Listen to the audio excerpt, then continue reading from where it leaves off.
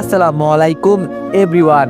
তো চলো বেশি কথা না কইয়া গল্প শুরু করা যাক। আমি নিচে পড়ে ম্যাডামের দিকে তাকিয়ে কান্না করে দিলাম। যার জন্য এত কিছু করলাম, মনের ভিতরে আমার ধারণা ছিল যে একদিন হলেও উনি আমাকে মেনে নিবেন, কিন্তু এক মুহূর্তেই সবকিছু নষ্ট হয়ে গেল। আমি ভাবতেও পারি নাই রিমি ম্যাডাম আমার সাথে এমনটা করবেন। ওনাকে বাঁচানোর জন্য আমি আবার নিজের জীবনটা পর্যন্ত দিতে চেয়েছিলাম, আর উনি কিনা আমাকে লাথি মেরে ভিতরে ফেলে দিল। আমার চোখ বেয়ে টপ টপ করে পানি পড়ছে। বাঘটা আমার কাছে চলে আসলো। এই মুহূর্তে উদ্ধার কর্মীরাও চলে আসলো। বাঘটা আমার কাছে এসে আমার উপর ঝাঁপিয়ে পড়লো। নিজেকে যতটুকু বাঁচানো সম্ভব আমি তাই করলাম। বাঘটাকে ধরে সামনে ফেলে দিলাম। আমার ডান হাতের উপরে নখ দিয়ে জোরে আঁচড় দিয়েছে, যার কারণে হাত থেকে রক্ত বেরোচ্ছে। উদ্ধার কর্মীরা কি যেন যন্ত্র নিয়ে ভিতরে ঢুকে গেল, আর বাঘের দিকে মাংস ছিটিয়ে দিতেই বাঘ ওটা খেতে বিজি হয়ে গেল। আর এই সুযোগকে ওরা আমাকে টেনে বাইরে করে নিল। আমি হাত চাপ দিয়ে ধরে আছি, হাত থেকে প্রচুর রক্ত বেরোচ্ছে। মিষ্টি আমাকে দেখে একটা বক্স নিয়ে দৌড়ে আমার দিকে আসতে লাগলো। আমার হাত পরিষ্কার করে ও ব্যান্ডেজ করে দিল। উদ্ধার কর্মীরা রিমিকে ডাক দিয়ে বলল, এই মেয়ে এখানে আসো। রিমি ভুলেও আমার দিকে তাকাই নাই। ও এসে উদ্ধার কর্মীদের বলল, জি বলেন, কি বলবেন। উদ্ধার কর্মীরা বলল, আমরা দূর থেকে দেখছি আপনি ওকে লাথি মেরে ভিতরে ফেলে দিয়েছেন, কেন এমন করলেন। রিমি বলল, আপনারা হয়তো কোথাও ভুল করছেন, ওকে তো আমি চিনি না, আর ও আপনাদের মতো আমাকে বাঁচাতে এসেছিল, কিন্তু বেচারা নিজেই ভিতরে পড়ে গেল। আর আপনারা দেখছেন আমি এক পা দিয়ে এগিয়ে দিয়েছিলাম যাতে ও উপরে উঠে আসতে পারে, কিন্তু ও নিজেই ভিতরে পড়ে গেল। আর এখানে আমার বা কি দোষ আছে। আমি শুধু রিমি ম্যাডামের মুখের উপর তাকিয়ে আছি। একটা মানুষ কতটা পাষাণ হলে এমন মিথ্যা কথা বলতে পারে। সিসি, যাকে আমি বিশ্বাস করতাম আজকে সে আমার সাথে বেইমানি করলো। এতদিন যা অপমান করলো সেগুলো হয়তো মানা যায়, তবে আজকে আমার সাথে যা করলো না, এর জন্য পস্তাতে হবে ওকে। উদ্ধার কর্মীরা বলল, আমরা তো মনে করছি ও আপনাদের সাথে আসছে, আর সরি আপনাদের বিরক্ত করার জন্য। যান আপনারা গিয়ে ঘোরেন, তবে কেউ কিন্তু গাড়ি থেকে নামবেন না। এই কথা বলে রিমি ম্যাডাম গাড়ির ভিতরে চলে গেল। মিষ্টি আমার দিকে তাকিয়ে বলল, কিভাবে একটা মানুষ এত পাষাণ হতে পারে। আমার তো ধারণা ছিল না যে তোমার বস। আমি কিছু বললাম না, চুপচাপ দাঁড়িয়ে আছি। মিষ্টি আবার বলল, আপনি রুমে যান, আমি ওদের ঘুরিয়ে নিয়ে আনছি। মিষ্টিও ওদের সাথে চলে গেল। আজকে সবাই শুধু আমার দিকে তাকিয়েছিল, কেউ এগিয়ে আসে নাই আমার দিকে। মানুষকে আমরা যতটা আপন মনে করি, মানুষ আমাদের ততটা কষ্ট দেয়। একজন উদ্ধার কর্মী আমাকে বলল, স্যার আপনার সাহসের প্রশংসা করতে হয়। একটা মেয়ে আপনার জন্য বেঁচে গেল, আর এখানে ঘোরার সময় সাবধানে থাকবেন। এখন চলেন আপনাকে আমরা আপনার বাসায় পৌঁছে দিই। উদ্ধার কর্মীরা আমাকে আমার রুমের সামনে দিয়ে গেল। আমি রুমের সামনে গিয়ে চুপচাপ নিচে বসে কান্না করতে লাগলাম। আজকে আমি নিজের মনকে মানাতে পারছি না, যার জন্য এত কিছু করলাম। আজকে সে আমাকে পিছনে ছুরি ঢুকিয়ে দিল। আমি তো ওনাকে বাঁচাতে ঝাঁপিয়ে পড়ছিলাম, কিন্তু উনি কিভাবে আমার বুকে লাথি দিতে পারলো, কিভাবে আমাকে বাঘের মুখে লাথি মেরে ফেলে দিল। আমি চিন্তাও করতে পারছি না উনি আমার সাথে কিভাবে এমনটা করলেন।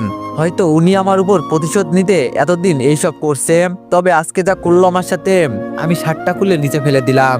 জোরে একটা চিৎকার দিয়ে বললাম, আমি আমার মায়ের কসম করে বলছি আমি তোরে ছাড়বো না।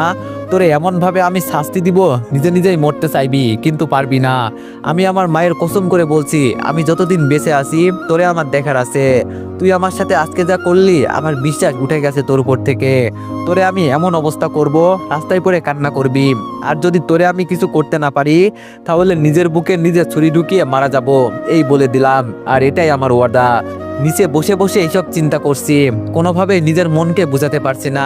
শুধু বারবার একটা কথাই মাথায় ঘোরাঘুরি করছে, যে রিমি ম্যাডাম আমার সাথে কিভাবে এত বড় বেইমানি করতে পারলো। আজকে তো আমি না থাকলে উনি মারাও যেতে পারতেন। অফিসের কত স্টাফ ছিল, কেউ তো আর তার দিকে এগিয়ে গেল না। আমি গিয়েছিলাম ভালো মন নিয়ে, ভাবছিলাম যাই হোক, উনি তো এক সময় আমার বলছিলেন উনাকে বাঁচানো আমার কর্তব্য ছিল, কিন্তু উনি আমাকে উল্টা লাথি মেরে ফেলে দিলেন। আমি আমার মনকে কোনোভাবেই মানাতে পারছি না। কিছুক্ষণ বসে থাকার পর হঠাৎ করে গাড়ির শব্দ শুনলাম, হয়তো সবাই চলে আসছে। আর ওরা সবাই গাড়ি থেকে নেমেই আমার দিকে এগিয়ে আসতে লাগলো। সবার আগে মিষ্টি আমার সামনে দৌড়ে এসে বলল, আপনি ঠিক আছেন তো। মিষ্টির হাত ধরে আমি উপরে উঠলাম। অফিসের সবাই আমার দিকে তাকিয়ে আছে। আমি রাধিকার দিকে তাকিয়ে বললাম, এই না হলে আমাদের বন্ধুত্ব। হ্যাঁ, খুব হাসি ভাই। রিমি ম্যাডাম আমাকে দেখে হাসতে হাসতে ভিতর থেকে আমার দিকে এগিয়ে এসে বলল, ইস আজকে কি ভুলটাই না করলাম। হ্যাঁ, আমি রেগে রিমি ম্যাডামকে বললাম, এই শালি তুই আমার সাথে কথা বলবি না। রিমি ম্যাডাম বলল, ওমা তাই নাকি, আমি তো তোরে মারার জন্য নিচে ফেলেছিলাম, কিন্তু কিভাবে যে তুই বেঁচে গেলি এটাই বুঝলাম না। আমি রিমি ম্যাডামের কথা শুনে হাত শক্ত করে মুঠি দিয়ে বললাম, হালির বাচ্চা হালি, তোরে আমার দেখার আছে। 2 টাকা নষ্ট মারানি, তোর যে আমি কি অবস্থা করব এর কোনো হিসাব নাই। আমি কসম করে বলছি, তোরে আমি আমার পায়ের নিচে রাখবো। এমন এক সময় আসবে আমার পা ধরে তুই কান্না করবি। আর যদি এটা না করতে পারি, তখন তোর আমাকে মারতে হবে না, আমি নিজে নিজেই আত্মহত্যা করব। কিন্তু 2 টাকার নষ্টা মেয়েকে আমার দেখার আছে। আমার কথা শুনে আবির এগিয়ে এসে বলল, তুই আর যাই কিছু বল, কিন্তু ম্যাডামকে নিয়ে উল্টাপাল্টা কথা বলবি না। উনি আমাদের অফিসের বস, তুই ওনাকে উল্টাপাল্টা কথা বলবি আর আমরা ছেড়ে দিব বুঝি তোরে? এমনি তো রাগে শরীর ফেটে যাচ্ছে, কিছু করতে পারছি না। এর মাঝে আবার আবির এগিয়ে আসলো, তাও আবার রিমি ম্যাডামের হয়ে কথা বলছে। রাগে চোখ লাল করে বললাম, কুত্তার বাচ্চা এখান থেকে দূরে যা, নইলে খুব খারাপ হয়ে যাবে। আবির আমার গলায় হাত দিয়ে চেপে ধরে বলল, কিরে তুই কুত্তার বাচ্চা কাকে বলিস, রাস্তার ছেলে কোথাকার? শরীরে যত জোর ছিল সবটা দিয়ে দিলাম আবিরকে একটা লাথি। লাথিকে আবির দূরে ছিটকে পড়লো। আবির উঠে যে আমার দিকে আসবে, তখন রাধিকা সহ কয়েকজনকে ধরে ফেললো। আমি রিমি ম্যাডামের দিকে তাকিয়ে চিৎকার দিয়ে বললাম, তোরে আজকে খাইছি। আর আবির, তোরে কি বলবো, আমি তোর সাথে উল্টাপাল্টা কিছু বলতে পারবো না। তুই তো এখনো, ও আমার বউ, তোরে তো সত্য মতে এখনো ডিভোর্স দেওয়া হয় নাই। আজকে তোরে আমি মেরে কি অবস্থা করি দেখ। এমন কোন বাপের বেডা আছে যে আমাকে আটকিয়ে দেখাবে? ডাক দে, আমার বউকে আমি মারবো, দেখি কোন শালা কি বলে। প্যান্ট থেকে বেল খুলে দিলাম রিমি ম্যাডামের গায়ে বসিয়ে। উনি চিৎকার দিয়ে বলল, ও মা গো, আমি শেষ।